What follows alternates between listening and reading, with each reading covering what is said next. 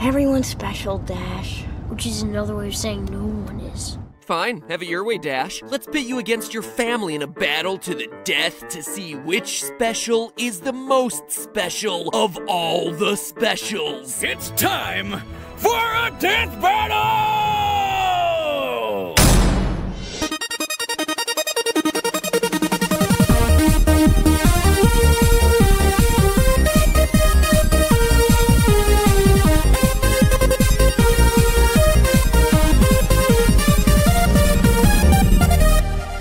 Internet, welcome to Film Theory, the only show that can monologue longer than a villain in a superhero movie. You sly dog! You got me monologuing, I can't believe it. Today I'm covering what's perhaps the most beloved movie in Pixar's lineup, The Incredibles. A film that probably earned that title because a lot of you watching saw it when you were kids, a fact that, in retrospect, is a bit alarming considering what the movie's really about. I mean, for a family-friendly film, you have a villain that actually kills people, a wife that suspects that her husband is cheating, and repeated deaths by engine turbine. I've always thought that it had a weird message too, where Buddy, the young fanboy who's shunned by his hero, pulls himself up by his bootstraps to become a billionaire weapons designer, using his genius intellect to create devices that give him the power of a superhero himself, which honestly is a story arc that should be praised. I gotta say, as the one who felt ostracized throughout school, I totally relate to this guy's story. He should be a good role model. He didn't give up. He used his innate abilities to get better, to get to the position where he wanted to be. But instead, in this movie, he has an inferiority complex and becomes a sociopathic killer. You mean you killed off real heroes so that you could pretend to be one? Oh, I'm real, and I did it without your precious gifts, your oh-so-special powers.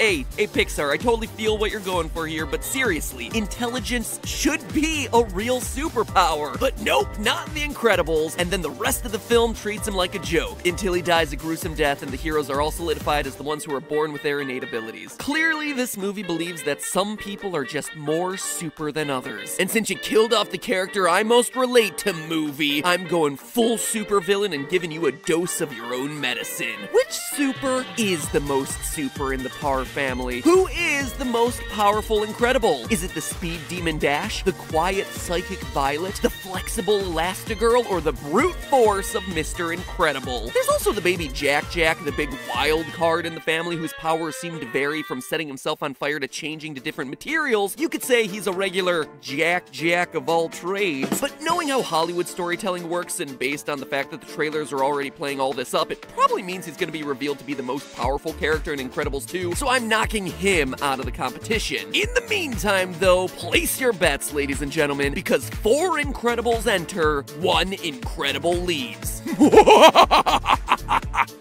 Man, I really am starting to sound like Syndrome. Everyone can be super, and when everyone's super,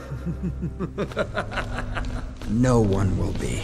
First things first, if you want to talk about raw strength, then you have to talk about Mr. Incredible. Even if Bob Parr has put on a few pounds since retiring from his superhero days, he is still a hunk of muscle, tossing around cars the same way most of us would toss around a frisbee. Well, I guess if he were really throwing the car like I throw a frisbee, it would mean he would throw the car, and it would immediately karate chop down into the ground and then roll around on its edge in a direction completely opposite the thing I was trying to throw it at, just rubbing the shame in my face as it rolls. But where we really see him start to push his powers to their limits is when he halts a train traveling at full speed right in its tracks. To figure out how much force he needs to stop that train, we need to know 2 things: the train's deceleration, how quickly he was able to bring that train to a halt, and the train's mass. Calculating the train's mass is a bit difficult because for the brief moments that the train is actually seen on screen, we never see how many train cars there are. However, with a bit of historical research, we can actually come up with a pretty good guess on how many train cars there were, how much they weighed, and how fast the train would have to have been moving. In order to determine the mass of each railway car, we can compare it to a similar railway car in the real world. In the movie, we see Bob reading a copy of the Metroville Tribune, which, when you zoom in real close, shows that the second half of this movie is set in the year 1962. The train stopping scene happens in the movie's opening moments before a 15 years later flash forward, meaning that that scene with the train happens in 1947. Details also point to the city of Metroville being based on Chicago, Chicago. The font and name of the newspaper make it look like a tribute to the famous Chicago Tribune. And Chicago is a metropolitan city that had a booming economy during the time period of the movie. More importantly, Chicago's also famous for its L train, short for elevated train, that served as a citywide rapid transit system since 1892. Based on the year the movie takes place and the appearance of the cars, they appear to be the Metroville equivalent of the Chicago L train's steel 5000 series cars, which were in service from 1947 to 1985. We also know, based on historical research, that the 5000 series of car had an unloaded weight of 93,000 pounds, plus another 14,688 pounds from the weight of all the passengers inside. And yes, I calculated that using the average weight of a person in 1950,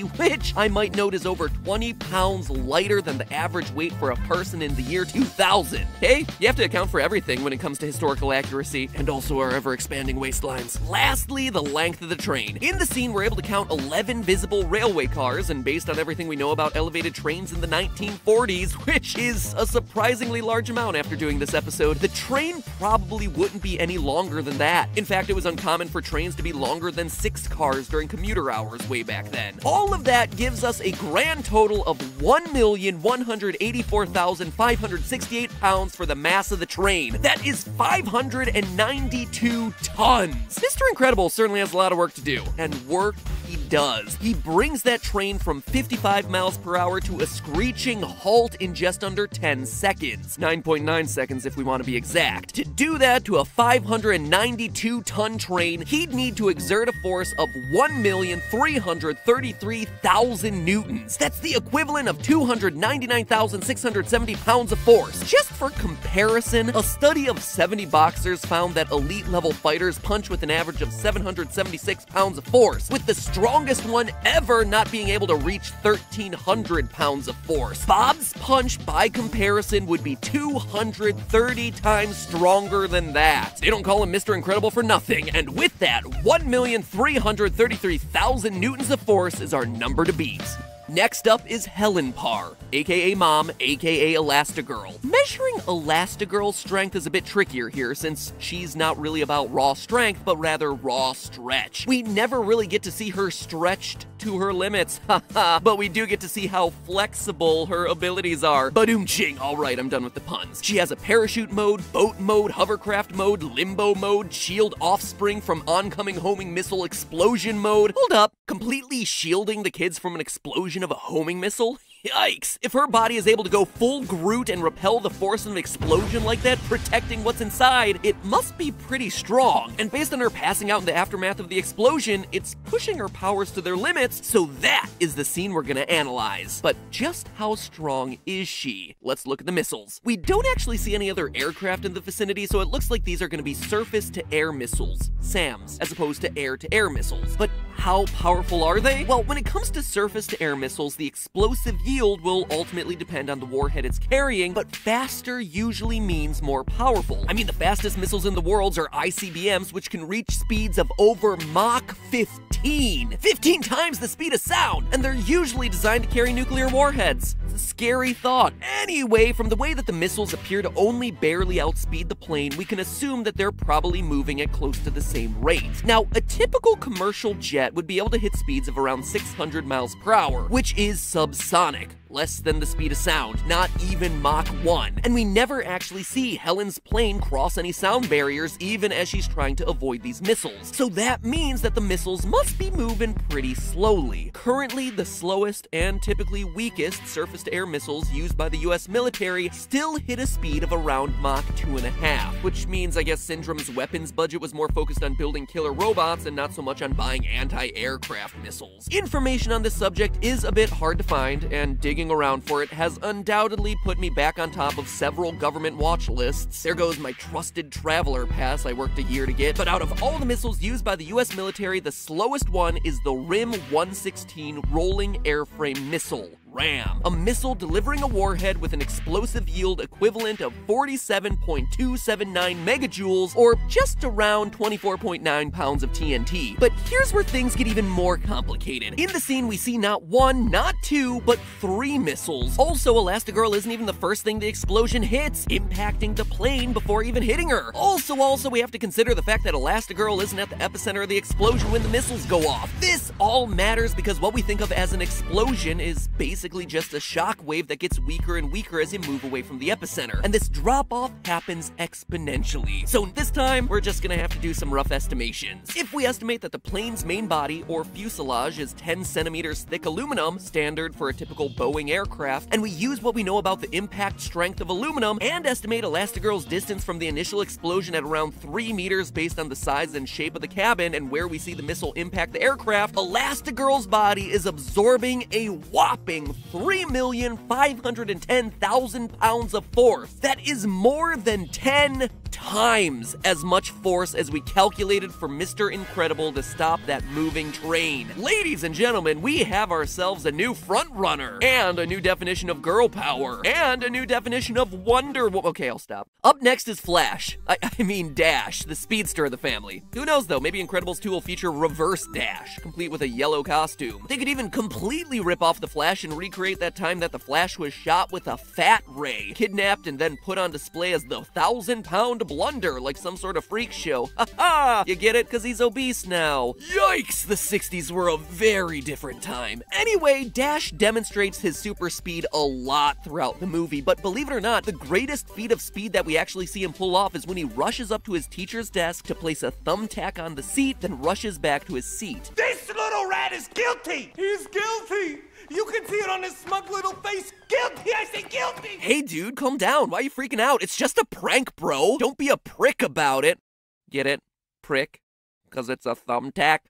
Anyway, the teacher, determined to catch Dash in the act, has a surveillance camera record the incident, and for a single frame of the video, we see Dash moving. If we assume that the video is recording at 24 frames per second, as most video cameras did back in 1962, that would mean Dash was covering a distance of about 4 meters in just 1/24th of a second. That translates to a speed of 96 meters per second, or 214 miles per hour. But does that give Dash the ability to topple his mother's strength? Earlier, we saw Mr. Incredible stop a speeding L train, but could he stop Dash running towards him at top speed? Well, what's most impressive about Dash isn't his speed so much as it is his acceleration. The fastest sports cars on Earth take around 2 seconds to go from 0 to 60 miles per hour. Dash is able to go from 0 to 214 miles per hour, stop, and then reverse his direction to get back to his seat again in just a tiny fraction of a second. Literally less than the blink of an eye. I ran the numbers and he's accelerating at a rate of 9,216 meters per second square. To figure out whether Dash can actually topple his father, we use one of my favorite equations of all time on the show, FMA, or force equals mass times acceleration, to solve for the force that Dash is creating. We just found his acceleration. Now multiply that by the average mass for a 10-year-old boy, which is about 72 pounds or 32.5 kilograms, and we find out that Dash's speedy little legs are generating 299,500 newtons of thrust, the equivalent of 67,300 pounds of force, which is more thrust than the engine of a Boeing 747 commercial jetliner. With force and speed like that, perhaps his most amazing super ability is the fact that he's able to get away with that tack prank. He should be causing a massive wind that sends papers, at the very least, flying throughout the classroom. Anyway, at just under 300,000 newtons, he's still a million newtons away from the raw strength of his father. To match the force of his dad, Dash would need to put on a few pounds. A few hundred pounds, in fact. Starting with that 1.3 million newton threshold we calculated for dear old dad and dividing by Dash's acceleration, he'd need to weigh in at 141 kilograms or 310 pounds to tackle his father. And way more than that to punch through his mother's elasticity. 837 pounds, or a whopping 380 kilograms. Where is a good politically incorrect flash fat ray when you need it? And then there was one. 14-year-old Violet, the bashful shy girl who wants nothing more than to reject her superpowers and be normal herself. Now, she's a tricky one since her powers aren't physical like anyone else in her family. First, the girl who wants to hide from the world can, appropriately enough, turn invisible. But more to our purposes, she can create force fields capable of blocking pretty much anything. And you can't have a force field without the word force, the exact measurement we've been using to compare the family. We find out about 90 minutes into the movie that Violet's force fields can easily deflect bullets.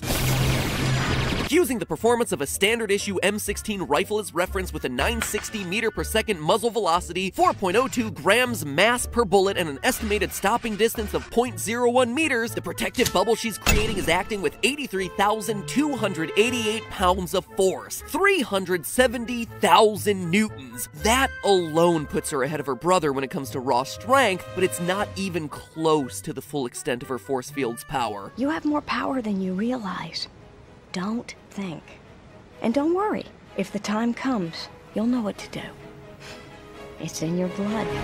In the final battle against Syndrome's Omnidroid version 10, she pulls out her strongest force field to protect Dash from the giant robot. The Omnidroid 10 is a metal sphere with a hull thickness of about half a meter and a diameter of about 39.6 meters. And we know this by comparing it to the size of the buildings we see it next to, where it appears to be about 12 stories high. Accounting for the fact that the Omnidroid appears to be mostly hollow inside, the metal part alone would have a volume of 2,402 cubic meters. That amount of steel would have a mass of 1.85 times 10 to the 7th kilograms, or 40,780,000 pounds. Newton's third law, you know, the one that says that every action has an equal and opposite reaction, tells us that if Violet is supporting an object that weighs 40 million pounds, then her force field has to exert an upward force of 40 million pounds. 181,398,476,000 newtons. That is nearly 180 times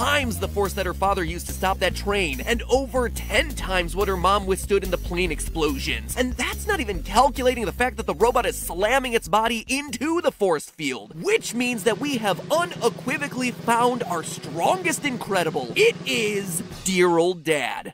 Yeah, the force field would make Violet the strongest Incredible by an enormous margin if it weren't for the fact that several seconds later, when Violet passes out from the effort of holding up that object, we see her father step in to save the day by lifting up the exact same Omnidroid, and unlike Violet, he's able to sustain that weight without passing out from the effort. But that's impossible, I hear you saying. I said it too when I was researching this episode. Violet has to be the strongest. From our calculations, Mr. Incredible holding up that robot takes more than 100 times the amount of force that we saw him use to stop the train at the start of the movie. And it's not like he wasn't trying when it came to stopping that train. He knew that there were a lot of lives at stake, and he barely managed to stop it before it fell off the rails. So how is it that we see him so much stronger at the end of the movie, especially when we know that this is after 15 years of him being out of service as a super? Well, maybe this heroic feat of strength is chalked up to the greatest superpower of them all: family. Aww. Ugh, gag me. Cut it out with your family kumbaya nonsense, you hippies. But seriously, seeing his children's lives at stake, Bob leaps to their defense and provides the most monumental demonstration of strength that we see throughout the entire movie. This is actually known as hysterical strength, a display of extreme strength by humans beyond what's believed to be normal, usually occurring when people are in life and death situations. This is most commonly associated with stories of parents lifting vehicles to save their kids. In this case, it's Bob Parr lifting a giant death droid to save his kids. Scientific evidence to prove it is scarce, since, as you can imagine, it's a bit hard to test this sort of thing in a lab. Hey, we're gonna put your kid under a car. Go lift it! But it is theoretically possible, believed to be tied to the body increasing adrenaline production in times of crisis. So Violet is definitely number one, unless parental instincts come into play. And you know what? That seems like a fitting climax for a movie that's ultimately more about family bonds than it is about superpowers. Sometimes it takes the family to save save the day. And even though Dash and Violet might not be as strong as their dad, in a way, they were indirectly responsible for his greatest feat of strength. And that's Disney Pixar's The Incredibles, your favorite childhood movie with the moral of you have to be born special in order to be special. Sorry, Syndrome. Your super intelligence and ceaseless work ethic don't merit you becoming a super. Luckily, real life doesn't have to work that way. Work hard enough and you can gain yourself super abilities. Case in point, our sponsor for the day, Skillshare, an online learning community with more than 17,000 classes in film, business, and writing. Basically, it's all the skills that you need if you're thinking of becoming a super YouTuber, or really any other modern-day career for that matter. Finding good, reliable, and most importantly, useful resources to teach yourself online is surprisingly difficult these days. I mean, you don't want to fall into the trap of Jake Paul's How to Be a YouTuber program, which, I kid you not, is a real thing that is really unhelpful. So Skillshare solves that problem by giving you access to online educators who really have the skills and want to help you succeed. True story, I had to teach myself everything when I first started on YouTube, and videos like the ones that I found on Skillshare, such as editing in Premiere Pro for beginners, were the only ways I was able to get better, because there are just some things that you don't know that you don't know. And honestly, these sorts of videos are how I continue to teach myself to this day, and short classes like Skillshare's creative direction for drone filming and DIY cinematography are helping me learn more skills, more modern skills that allow me to be more creative in my videos. And I know I talk a lot about video, but it's not just video. Skillshare has everything from search engine optimization, to website building, to mobile app design, 3D printing, Microsoft Excel. Basically, it's all the things that schools should be teaching you for a job in the modern workplace, but are too far behind the times to cover,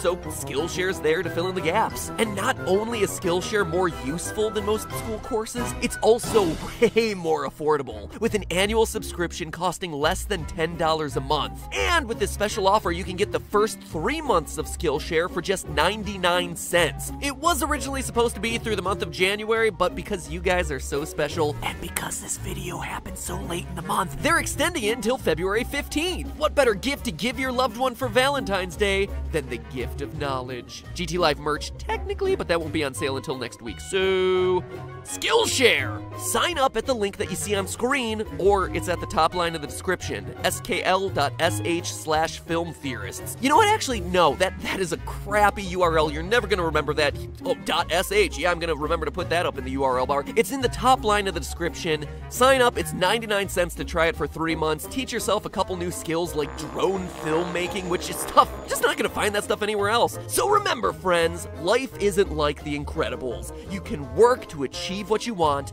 and places like Skillshare are out there to help. Again, one last time, Incredipunch, that link in the description, since not even super memory will help you remember the huge block of link text you see on screen right now. But you know what you can remember? The fact that this was all just a theory. A film theory. And commence learning.